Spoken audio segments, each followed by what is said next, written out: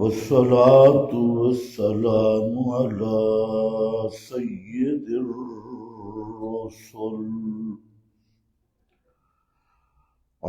سيد الرسل وخاتم الأنبياء.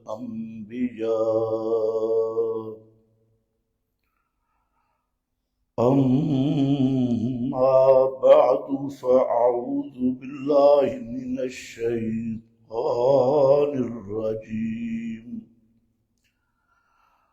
بسم الله الرحمن الرحيم. الذي خلقني فهو يهدين. سبحان ربك رب العزة عما يصفون وسلام على المرسلين والحمد لله رب العالمين.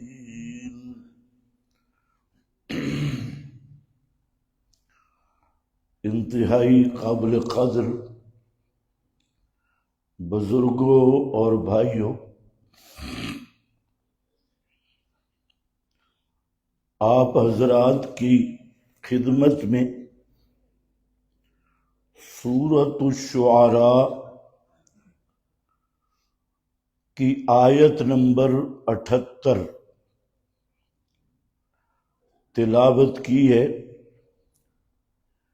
جس میں حضرت ابراہیم علیہ السلام کی ایک لمبی تقریر ہے جو انہوں نے اپنی قوم کے سامنے معبود برحق اور معبودان باطلہ کے امتیاز اور فرق پہ کیے اور اپنی قوم کو سمجھایا کہ معبود برحق کون ہوتا ہے اور جن کو تم معبود سمجھتے ہو وہ معبود نہیں اور کیوں نہیں، ان کے احوال ذکر کی۔ یہ قرآن کریم کا ایک طویل اور لمبا موضوع ہے کہ اللہ رب العزت نے اپنے دعوی الوہیت پر کہ الہ صرف میں ہوں، میرے سوا کوئی الہ نہیں، اس کو کئی انداز میں قرآن نے بیان کیا، اور ان اندازوں میں ایک انداز یہ بھی ہے کہ کئی جگہ پہ معبود برحق کی صفات اور کمالات اور معبودان باطلہ کا عجز اور ان کے حالات احوال، ان کو قرآن تقابل میں پیش کرتا ہے تاکہ سمجھ آئے کہ معبود برحق کون ہوتا ہے اور معبودان باطلہ یہ معبود کیوں نہیں بن سکتے۔ اسی عنوان پر یہاں پر حضرت ابراہیم کی ایک لمبی تقریر ہے جس میں وہ اپنے والد اور قوم دونوں کو خطاب کرتی ہے۔ قوم میں والد بھی ہے اور پوری برادری بھی ہے، سب کو خطاب کرتے ہیں۔ اذ قال لأبیہ وقومہ، بسا اوقات انفرادی دعوت ہوتی ہے، اس کا بھی قرآن کریم نے ذکر کیا کہ حضرت ابراہیم نے اپنے باپ کو الگ کر کے بھی یہی مسئلہ سمجھایا، اور وہ دعوت باقاعدہ مذکور ہے سورہ مریم میں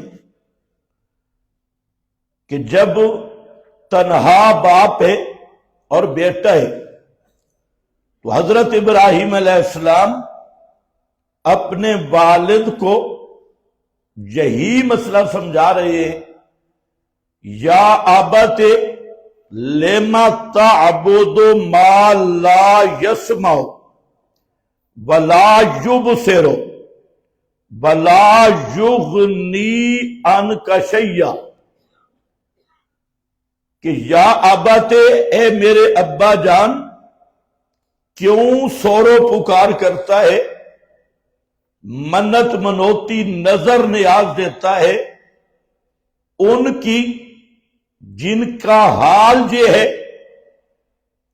کہ وہ تیری پکاروں کو سنتے نہیں، تیرے حالات کو دیکھتے نہیں اور تیری بگڑی بنا سکتے نہیں۔ تین حالتیں ذکر کی، ما لا یسمع، وہ تیری سنتے نہیں، ولا یبصر، تیرے حالات کو دیکھتے نہیں، ولا یغنی عنک شیئا، اور وہ ذرہ بر بھی تیرا دکھ دور کر سکتے نہیں۔ یہ احوال ہیں معبودان باطلہ کے، اور جب اپنے معبود کی بات کرتے ہیں تو پھر کہتے ہیں ربنا تقبل منا انک انت السمیع، کہ ہمارے پروردگار تقبل منا، ہمارے ان محنتوں کو قبول کر، کاوشوں کو قبول کر، اور تجھے کیوں پکار رہا ہوں، کیوں استدعا کر رہا ہوں، اور بابے والے معبودوں کو کیوں چھوڑا اور تجھے کیوں پکارتا ہوں، تو اس کی وجہ علت بیان کی، انک انت السمیع، اس لیے کہ سننے والا بھی تو ہے، العلیم، حالات کو جاننے والا بھی تو ہے۔ جب سنتا بھی تو ہے، جانتا بھی تو ہے، تو ہی معبود برحق ہے اور تیری توحید کا مرکز بن رہا ہے، تو اس مرکز کی بنیاد میں تجھ ہی سے دعا ہے کہ تو اس مرکز بنانے کی محنت کو قبول کر لے۔ یہ اپنے معبود کا تعارف ہے، اور ادھر انک انت السمیع، اور ادھر ما لا یسمع، یہ تیری پکاریں نہیں سنتے، ادھر العلیم، ادھر لا یبصر ولا یغنی، جب جانتے نہیں سنتے نہیں تو کریں گے کیا؟ تو فرمایا سب کچھ جاننے والا بھی تو اور سب کچھ کرنے والا بھی تو۔ صاف اور سادی سی تقریر، جس کے سمجھنے کے لیے نہ پی ایچ ڈی کی ضرورت، نہ 14-15 علوم کی ضرورت۔ یہاں پر بھی اپنے باپ اور قوم کے سامنے، اور شروع کہاں سے کیا؟ تقریر کا لفظ سنو، قال هل يسمعونكم اذ تدعون، ابا جی، برادری، حل یسمعونکم، کیا یہ تمہاری پکاریں سنتے ہیں جن کو تم پکار رہے ہو؟ اذ تدعون، جب تم ان کو پکارتے ہو، او ینفعونکم او یضرون، یا یہ تمہیں نفع دے سکتے ہیں یا نقصان سے بچا سکتے ہیں۔ تین چیزیں جہاں پر بھی، یعنی تینوں نہیں، یہ سنتے بھی نہیں، نفع دے سکتے بھی نہیں اور نقصان سے بچا سکتے بھی نہیں. تو جب یہ سمیع بھی نہیں، نافع بھی نہیں، زار بھی نہیں، تو الہ کیسے بن گئے؟ پکار کے لائق کیسے بن گئے؟ ان حاجت روا کیسے بن گئے؟ مشکل کشا کیسے بن گئے؟ پھر ان کی نظر نیاز اور منت منوتی کیسے؟ لیکن جو غور والی چیز ہے کہ حضرت ابراہیم کی اس تقریر میں اور اس تقریر میں، دونوں تقریروں میں مسئلہ الہ کی وضاحت کر رہے ہیں، لیکن شروع مسئلہ سما سے کرتی. مسئلہ الہ کو سما سے شروع کرتی، اور جب تک یہ سما کی بنیاد کٹتی نہیں اس وقت تک شرک کا پورا شجرہ خبیثہ وہ ختم ہو سکتا نہیں. شرک کی اصل جڑ اور بنیاد یہ ما فوق الاسباب سما کا عقیدہ ہے، اور آپ شرک کے خلاف جتنی محنتیں کریں اور اس کی شاخیں کاٹیں، اس کے پتے کاٹے، اس کی ٹہنیاں کاٹے، لیکن جب تک جڑ نہیں نکلے گی اس وقت تک شرک کا یہ شجرہ خبیثہ وہ کبھی ختم نہیں ہوگا. تو اس شجرہ خبیثہ کو قرآن کریم نے جڑ سے لیا، اور ایک ایک جڑ جس نو پنجابی چاہتے ہو نا مڈ تے رمبا رکھے، یہ مڈ تے رمبا ہے، اور شرک کے مڈ اور بنیاد پہ رمبا رکھنا وہ ہے مسئلہ سما کی تردید کرنا. اس لیے حضرت ابراہیم نے بنیاد پہ ہاتھ رکھا. آج مولوی حضرات اوپر سے ہاتھ رکھتی ہے، اور جی حاضر ناظر نہیں، اور جی عالم الغیب نہیں، اور جی مختار کل نہیں. یہ 1000 دفعہ کہتا رہا، حاضر ناظر نہیں، مختار کل نہیں، اور عالم الغیب نہیں. اس سے اوپر شرک کا بوٹا خراب ہوگا، لیکن اس کی جڑیں اور تنا یہ زمین کی گہرائی میں ہوگا. شرک کی جڑ کٹے گی جب کہے گا نہیں سنتے، نہیں سنتے، نہ سفارشیں سنتے ہیں. اوپر بے شک کہتا رہے، اور جی عالم الغیب نہیں.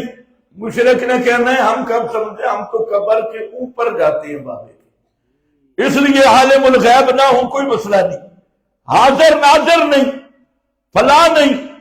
یہ کہے گا ہم تے روزے پہ جا کے پکارتے ہیں نا، ہم تو اوپر پکارتے ہیں، حاضر ناظر کی بھی ضرورت نہیں، عالم الغیب کی بھی ضرورت نہیں.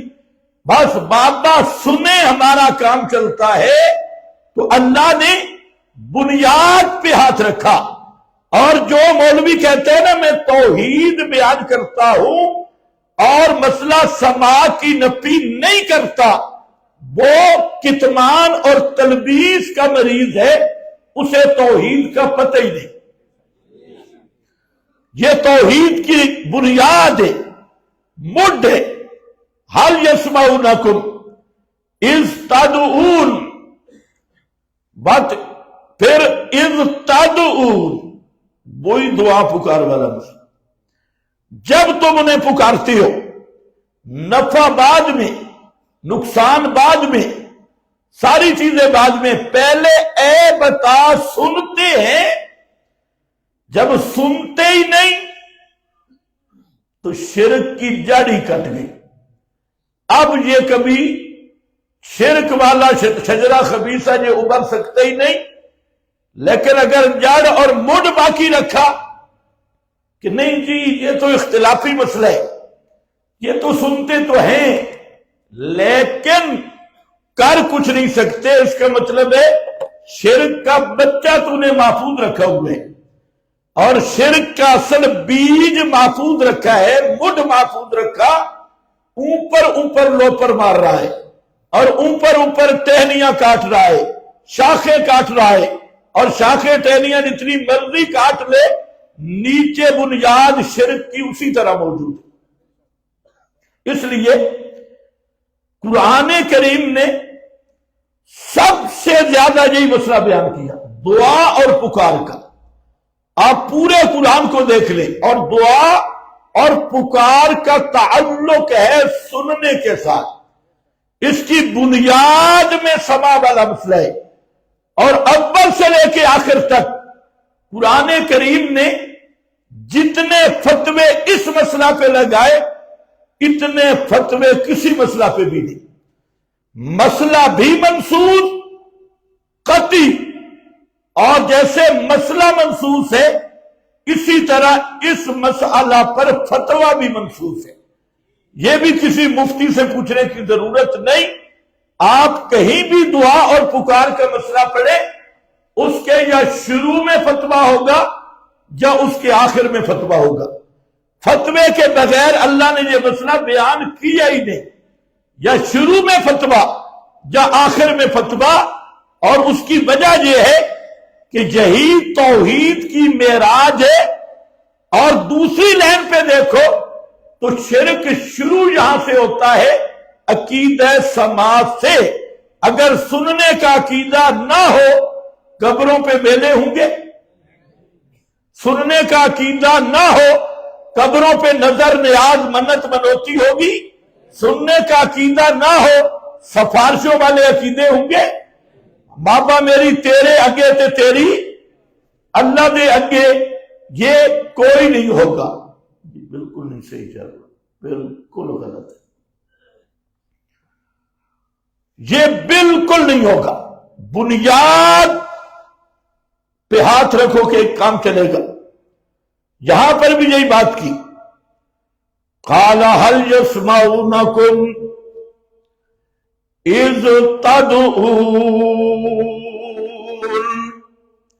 هل يسمعونكم۔ ابا جی اور قوم والو، یہ ذرا بتاؤ، یہ جن درباروں پہ جا کے تم پکارے کر رہے ہو اور نظریں منتیں مان رہے ہو، هل يسمعونكم، کیا یہ تمہاری پکاروں کو سنتے ہیں؟ او ينفعونكم، یا تمہیں نفع دے سکتی ہیں؟ او يضرون، یا تمہیں نقصان دیتی ہیں؟ اب حضرت ابراہیم کی تقریر سن کر ابا بھی اور قوم بھی ایک بات کہنے لگی، بل، کیا لفظ بول رہا؟ بل، علماء جانتے ہیں بل آتے اضراب کی، بل ابراہیم یہ مسئلہ سما نہ چھیڑ، سما والا مسئلہ اس کو بیان نہ کر، حل یسمعونکم یہ مسئلہ نہ چھیڑ، کوئی اور مسئلہ چھیڑ۔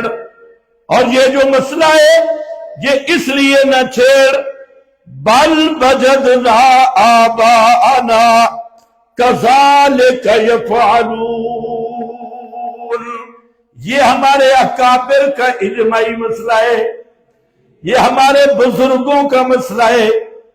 بل وجدنا آباءنا، امام قرطبی نے لکھا اکابرنا، ہم نے پایا اپنے سارے اکابر اور سارے بزرگوں کو کذالک یفعلون، اسی طرح کرتے ہوئے۔ اور آخر بزرگ اور اکابر کوئی نہ سمجھ تو نہیں تھے، اتنے بڑے بڑے مولوی اور پیر، اتنے بڑے بڑے عقل مند سمجھدار لوگ، وہ انہی بابوں کو پکارتے رہے۔ ایمان سے بتاؤ، آج جب یہ مسئلہ بیان ہوتا ہے تو قوم کیا کہتی ہے؟ ہمارے اکابر کہتی ہے، نہیں کہتی؟ لگتا ہے کہ یہ حضرت ابراہیم کے دور کے مشرک ہیں، پرانے زمانے کی، کیونکہ تقریر تو اس وقت ہوئی تھی نا، اس تقریر اور تقریر کرنے والے کون ہے؟ حضرت ابراہیم. اور مسئلہ سما پہ ہاتھ جب مضبوط کیا، آگے سے ہر دور میں مشرک کی دلیل یہی رہی، اکابر، بزرگ، مشائخ، علماء، فلانا فلانا. شیطان ایسا بے ایمان ہے کہ پہلی مشرک قوم کو سب سے پہلی پٹی یہی پڑھائی کہ نوح پیغمبر جتنی بھی محنت کرے اور مسئلہ بیان کرے، تم نے ایک ہی دلیل دینی ہے، اکابر کدھر جائیں گے، اکابر کہاں جائیں گے. اور ایسی پٹی پڑھائی اور ایسی دلیل دی، پورا قرآن پڑھو، ہر پیغمبر کے مقابل مشرکین یہی دلیل دیتے رہے، جی ہمارے اکابر آباءنا آباءنا. نوح پیغمبر کے بعد حتیٰ کہ حضرت محمد الرسول اللہ صلی اللہ علیہ وسلم تک ہر مشرک نے یہی کہا، بھائی تیرا مسئلہ مانے، ہمارے اکابر کہاں جائیں گے، ہمارے بزرگ کہاں جائیں گے. اور آج بھی ورثۃ الانبیاء جب بھی دعوت دیتے ہیں تو ابو جہل کی روحانی حقیقی نسل وہ آگے سے کیا کہتی ہے؟ اکابر، بزرگ. ایسا ہوتا نہیں ہوتا؟ معلوم ہوتا ہے یہ بھی اپنی روش پہ پکی.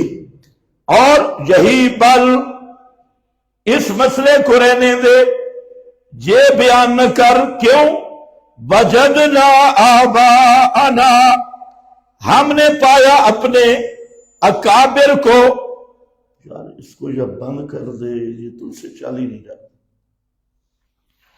کزال، یہ آواز زیادہ کرنے سے نہیں چلتا، آواز نرم رکھو اور یہ سانس نہ کھینچے، آواز نرم رکھو، ان کے کان بھی نہ پڑو. کذالک یفعلون، اسی طرح کرتے رہے. اچھا آگے حضرت ابراہیم تھے، اور ابراہیم ہے خلیل اللہ. اور خلیل اس کو کہتے ہیں جو کسی کی پرواہ نہ کرے. مخلوق میں کسی کی پرواہ، کسی کی کوئی پرواہ نہیں.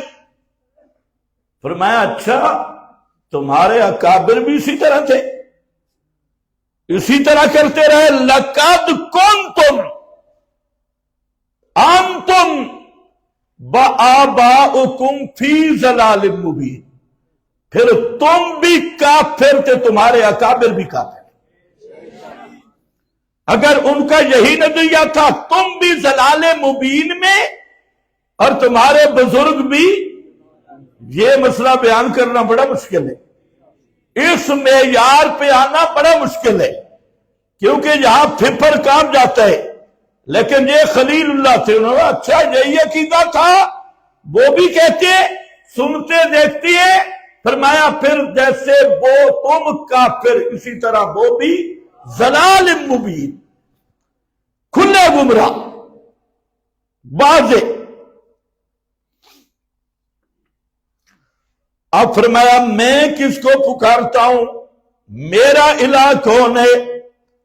تعارف شروع کیا، حالات بیان کیے اور اپنے الہ کا تعارف پیش کرتے ہیں. الا رب العالمین، مگر رب العالمین. رب العالمین الہ وہ ہے جو ساری کائنات کی ضرورتیں پوری کرنے والا. رب، رب اس ہستی کو کہتے ہیں جو پیدا کر کے اس تدریجن کمال تک پہنچائے، ہر حاجت پوری کرے، ہر نقصان سے بچائے. تو فرمایا میرا الہ تو وہ ہے جو سب کی ضرورتیں پوری کرنے والا اور سب کے نقصانات اور بدھی چھٹی کا مالک اور نفع نقصان کا مالک. رب العالمین الذی خلقنی، صفات شروع کر دی. وہ ذات خلقنی جس نے پیدا کیا مجھے، عدم سے وجود میں لایا، مجھے وجود بخشا، صلاحیتیں بخشی، مجھے مقام بخشا اور مجھے مرتبہ نبوت اور مقام خلت پہ فائز کیا۔ خلقنی، یہ پہلی نعمت بھی ہے اور کاریگری بھی کہ رب اور الہ ہوئے جو پیدا کرنے والا ہے۔ فہوا یہدین، اور وہی اللہ دونوں جہانوں میں رہنمائی کرنے والا ہے۔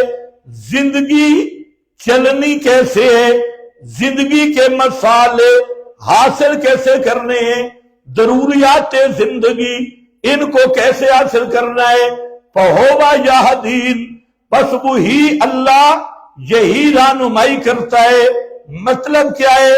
پیدا کرنے والا بھی اللہ اور میری ضرورتیں ساری پوری کرنے والا بھی اللہ، وہی میرا الہ ہے۔ والذی ھو یطعمنی ویسقین، اور وہی اللہ جو مجھے کھلاتا بھی ہے، جو مجھے پلاتا بھی ہے۔ ایک کھلانا اسباب کے تحت ہے، وہ تو ہوٹل والے بھی کھلا دیتی ہیں۔ ایک کھلانا فوق الاسباب، روزیاں دینا بغیر اسباب کیے۔ فرمایا الہ وہ ہے جو مجھے بغیر اسباب کے روزیاں مہیا کرتا ہے، اور اس یطعمنی میں رزق روحانی بھی ہے، رزق جسمانی بھی ہے۔ ہر قسم کے میرے رزق اور نعمتوں کا انتظام کیا۔ ویسقین، اور وہی ذات ہے جب میں پیاسا ہوتا ہوں تو مجھے پانی بھی وہی پلاتا ہے، مجھے کھلاتا بھی وہی ہے۔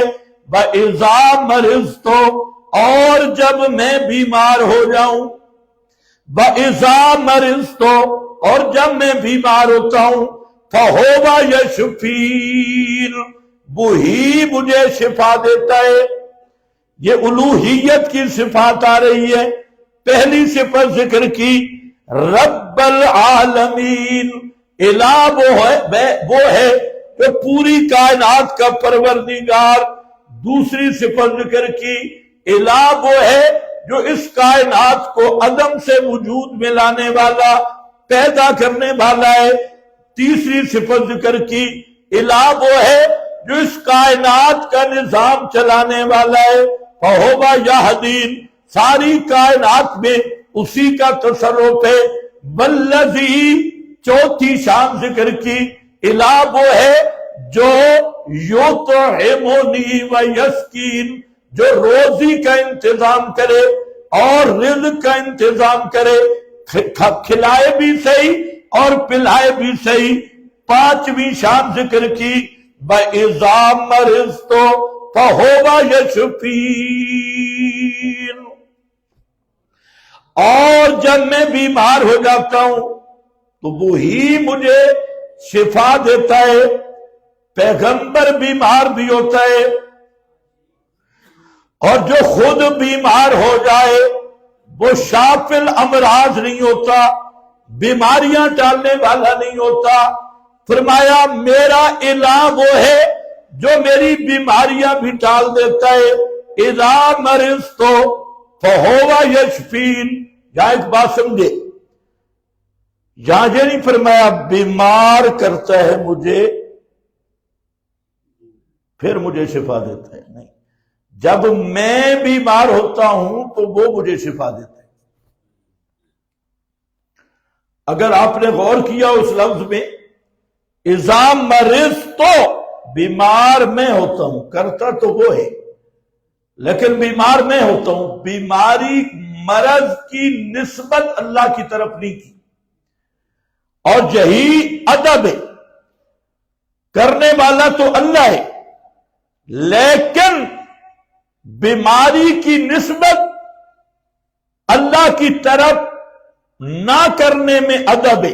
ادب کو ملحوظ رکھا اور فاعل کو ذکر نہیں کیا۔ جب میں بیمار ہوتا ہوں، میں کرتا کون ہے؟ ادباً نسبت چھوڑ دی۔ اس سے ایک بنیاد مواحد اور مشرک کے درمیان نکلتی ہے۔ جو مشرک ہوتا ہے وہ اچھی چیزوں کی نسبت اپنے معبود کی طرف کرتا ہے اور بری چیزوں کی نسبت اللہ کی طرف کرتا ہے، اور جو موحد ہے اس کا عقیدہ یہ ہے کہ ہر اچھائی برائی کا خالق اللہ ہے، لیکن الگ کر کے نسبت اچھی چیزوں کی اللہ کی طرف ہوگی، اور یہی اللہ کی دربار کا ادب ہے۔ آپ نے کبھی مشرکین کو دیکھا؟ یہ کیا کہتے ہیں؟ بیٹا پیرا نتا، پیرا نتا، اور بیٹی پیرا نتی کدے سنی ہے؟ بیٹی پیرا نتی نہیں، بیٹا پیرا نتا، اور بابا بیڑے تارنے والا اور ڈوبنے والا۔ بابے کی طرف نسبت تارنے کی، ڈبونے کی اللہ کی طرف، بیٹوں کی نسبت بابے کی طرف، بیٹیوں کی نسبت اللہ کی طرف، اور اچھائی کی نسبت بابے کی طرف۔ کھوٹی قسمت اللہ کرتا ہے، کھری بابا کرتے ہیں۔ بیڑا اللہ ڈبوتا ہے، تارتا بابا ہے۔ یعنی مشرک کا بالکل الٹا ذہن ہے کہ جو چیز کو اچھا نہیں سمجھتا اس کی نسبت اللہ کی طرف، اور جس کو اچھا سمجھتا ہے اس کی نسبت بابے کی طرف۔ اور جہاں اس فکر پہ ضرب لگی کہ بیماریاں دینے والا اللہ ہے، لیکن جب گنتی کرنی ہے تو پھر کیا کہنا ہے؟ اذا مرضت، جب میں بیمار ہو جاتا ہوں، فَهُوَ يَشْفِينِ، وہی مجھے شفا عطا کرتا ہے۔ وَالَّذِي يُمِيتُنِي، مسئلہ سما کے بعد مسئلہ حیات آ گئی۔ وَالَّذِي يُمِيتُنِي، وہی ذات ہے جو مجھے موت دے گا۔ کیا دے گا؟ کیا دے گا؟ یمیتنی، جو مجھے موت دے گا، اور موت کے بعد کیا ہوگا؟ میں میت ہو جاؤں گا، اور یہ میت رہوں گا رہوں گا رہوں گا۔ ثم، یہ ثم آ گیا، اور یہ ثم آتا ہے درمیان میں زمان کے لحاظ سے تراخی، اور زمانہ عرصہ ہے میت رہنے کا، موت کے بعد زمانہ میت رہنے کا، اور بات نبی کی ہو رہی۔ حضرت ابراہیم خلیل اللہ کی عام مردوں کی بات نہیں، پیغمبر کی بات ہے، اور پیغمبر خود کہہ رہے ہیں الذی یمیتنی، وہ ذات جو مجھے اپنے وقت پہ موت دے گا۔ ثم، پھر موت کے بعد کیا ہوگا؟ زندہ یا میت؟ بولو بولو بولو جلدی، موت کے بعد کیا ہوگا؟ زندہ یا میت؟ ابو بکر صدیق نے کیا کہا تھا موت کے بعد؟ طبتا حیم و میتا۔ یہ مسئلہ مولوی کو سمجھ نہیں آ رہا، شیخ الحدیث کو سمجھ نہیں رہا۔ ہر جگہ پہ رولا، اور ہر جگہ پہ مناظرے، چیلنج بازی، اور بھئی موت کے بعد اب کیا کہیں گے؟ میت یا حی؟ بولو، موت کے بعد اب کیا ہوگا؟ میت۔ اور کہتے ہیں بے ادبی ہے، گستاخی ہے، اور بخاری بار بار پڑھ، وہاں پر امام بخاری نے کئی مقام پہ، ایک جگہ نہیں کئی مقام پر اس چیز کو ثابت کیا کہ موت پیغمبر پہ بھی آئے تو موت کے بعد اللہ کے نبی بھی کیا ہوتے ہیں؟ میت۔ امام بخاری حدیث لایا، اور حدیث حضرت عائشہ صدیقہ رضی اللہ تعالیٰ عنہ اور حضرت عبداللہ ابن عباس دونوں کہتے ہیں ان ابا بکر قبل النبی وہو میت۔ ان ابا بکر، حضرت عائشہ بھی اور حضرت عبداللہ ابن عباس بھی، کہ ابو بکر صدیق نے نبی کریم علیہ السلام کو بوسہ دیا. اور اگلا لفظ ذرا پڑھو، وَهُوَ مَيِّتٌ، سارے پڑھو، وَهُوَ مَيِّتٌ، اس حال میں کہ آپ میت تھے. تو موت کے بعد کیا ہو جاتا ہے؟ میت. اچھا، ابن ماجہ میں حضرت علی المرتضی رضی اللہ تعالیٰ عنہ، حضرت علی کو مانتے ہو یا نہیں مانتے؟ صرف نعرے حیدری لانا علی کو ماننا نہیں. علی رضی اللہ تعالیٰ عنہ کا ذرا مذہب دے، عقیدہ دے. اور پورے چیلنج سے کہتا ہوں، یہ جتنے باطل فرقے ہیں وہ نام علی کا لیتے ہیں لیکن عقیدہ علی کا نہ پچا سکتے ہیں نہ مانتی. ابھی امتحان ہو جائے گا. حضرت علی نبی کریم علیہ السلام کو غسل دیتے ہیں اور آپ کو غسل دے کر جب فارغ ہوئے تو ایک جملہ کا ابن ماجہ نے نقل کیا. حضرت علی رضی اللہ تعالی عنہ فرماتے ہیں طبت حیا و میتا، غسل دیا اور نبی کریم علیہ السلام کے پاک جسم کی معطر خوشبو، اور جو جس خوشبو کی دنیا میں کوئی نظیر نہیں، آپ کے جسم اقدس سے بھی وہی خوشبو محسوس کی. اور عام مردوں پہ جو حالات ہوتے ہیں وہ حالات نہیں دیکھے، بلکہ آپ کے جسم کو بالکل تر و تازہ خوشبودار دیکھا. تو دل سے آواز نکلی طبت حیا و میتا، اللہ کے محبوب آپ زندہ تھے تب بھی خوشبودار، اور اب میت ہو گئے ہو تب بھی خوشبودار. اب بھی لیکن ہو کون؟ میتا. میتا پتہ نہیں یہ مولوی کون سی کتابیں پڑھتی. پھر امام بخاری رحمت اللہ علیہ نے ایک باب قائم کیا اور باب کا عنوان رکھا کہ جب عنوان چیپٹر قائم کیا اور اوپر یہ عنوان قائم کیا کہ جب میت کفن میں لپیٹا جائے اس میت کے پاس آدمی آ سکتا ہے یا نہیں. یہ مسئلہ بیان کرتے ہیں جب میت کو کفن دے دیا جائے تو کفن دینے کے بعد اکفان کے بعد کوئی آدمی میت کے پاس آ سکتا ہے یا نہیں؟ امام بخاری فرماتے ہیں بالکل آ سکتا ہے اور بوسہ بھی دے سکتا ہے. دلیل کیا ہے؟ ان ابا بکر قبل النبی. دلیل یہ ہے کہ نبی کریم علیہ السلام کفن میں تھے، ابو بکر صدیق آئے بھی صحیح اور بوسہ بھی دیا. اس سے امام بخاری فرماتے ہیں میت کو بوسہ دینا بھی جائز ہے. تو میت کو بوسہ دینا تب جائز ہے نا کہ آپ میت ہو. اگر میت نہ ہوں پھر جہاں یہ استدلال کیسے امام بخاری کا. اور آج تو جناب یہ فرقے پتہ نہیں کدھر گئے. وہ ایک پورا ڈرامہ مولوی ٹرک ہے. وہ کہہ رہا تھا جب نبی پاک کو دفن کر رہے تھے تو کسی صحابی نے کان لگائے تو آپ کہہ رہے تھے رب امتی رب امتی. بے ایمانہ شرم نہیں آتی ایسی باتیں کرتے ہوئے؟ صحابہ نے زندہ نبی کو دفن کیا. تو یہ ہیں وہ لوگ جن میں کوئی حیا نہیں، اور کوئی نہ اللہ کا حیا، نہ شریعت کا حیا، نہ کتاب و سنت کا. اور ایسا چھکا ماریں گے کہ شیطان بھی حیران ہوگا کہ میرا بیٹا مجھ سے بھی آگے نکل گیا.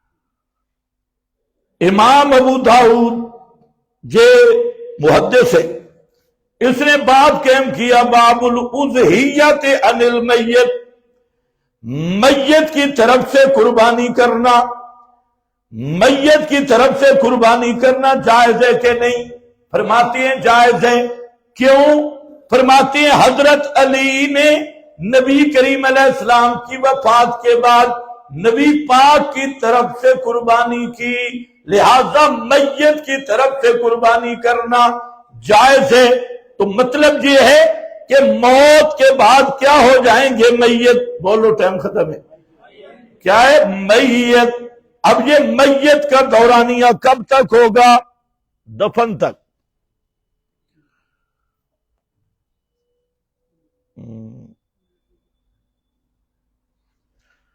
دفن تک نہیں، ثم پھر یوم القیامہ، ثم پھر کب ہوگا؟ یوم القیامت والے دن اللہ مجھے زندہ کرے گا۔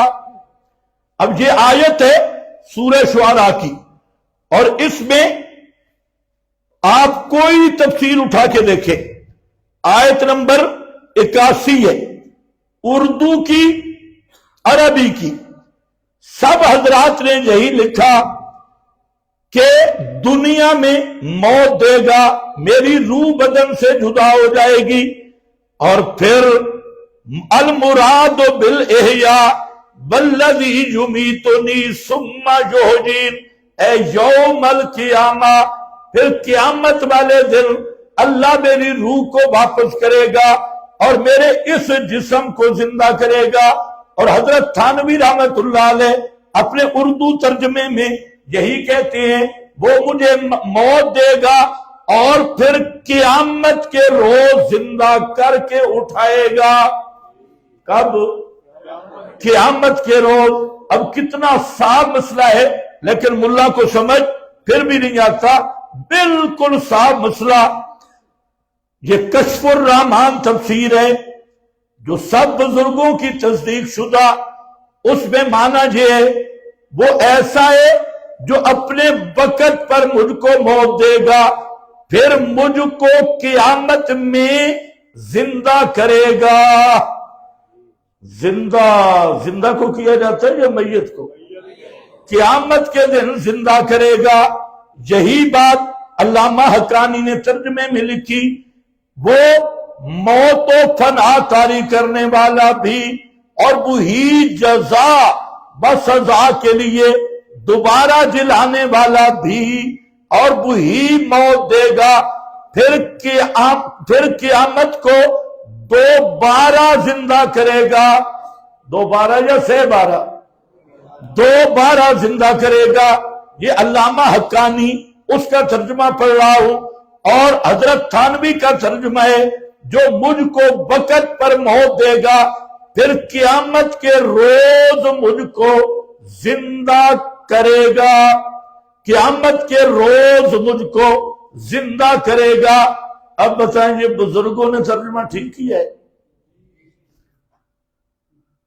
اگر بزرگوں نے قرآن سمجھا ہے تو بزرگ کہہ رہے ہیں اس آیت کا ترجمہ کوئی حاشیہ واشیہ نہیں، آیت کا ترجمہ یہ کر رہے ہیں، الذی یمیتنی ثم یحیین، وہ جو مجھے موت دے گا اور پھر قیامت کے روز مجھ کو زندہ کرے گا۔ پتہ چلا حضرت ابراہیم کیا فرما رہے ہیں، پیغمبر پر بھی موت آئے تو موت کے بعد نبی بھی میت ہے، اور یہ میت ہونے کا موت کا دورانیہ کب تک ہے؟ الی یوم یبعثون، قیامت تک یہی، اور قیامت کے روز پھر پیغمبر کو بھی زندگی ملتی ہے۔ فرمایا میرا الہ وہ ہے جو موت کا بھی مالک اور حیات کا بھی مالک، سچا اور برحق الہ وہی ہوتا ہے جو زندگی جس کے ہاتھ میں ہو، موت جس کے ہاتھ میں ہو۔ والذی اطمع ان یغفر لی خطیئتی، اور الہ وہ ہوتا ہے جس سے امیدیں رکھی جائیں کہ وہ گناہوں کو بھی بخش سکتا ہے، خطاؤں کو بھی بخش سکتا ہے۔ میرا طمع اور میری امید اسی اپنے الہ کے ساتھ لگی ہے کہ یوم الدین، حساب کتاب والے دن، وہ میری بھول چوک کو معاف کر دے گا، میری زلات کو اور میری اونچ جھک بھول چوک جو پیغمبر کی شان کے موافق ہوتی ہے اس کو معاف کر دے گا۔ بس یہ بیان کرتے کرتے آخری انداز دیکھیں، اللہ کی الوہیت کا اس بات کیا کہ الہ وہ ہوتا ہے جس میں یہ شانیں ہوں، اور جب ذوق پیدا ہو گیا تو اب خود مانگنا شروع کر دیا، مناجات شروع کر دیے۔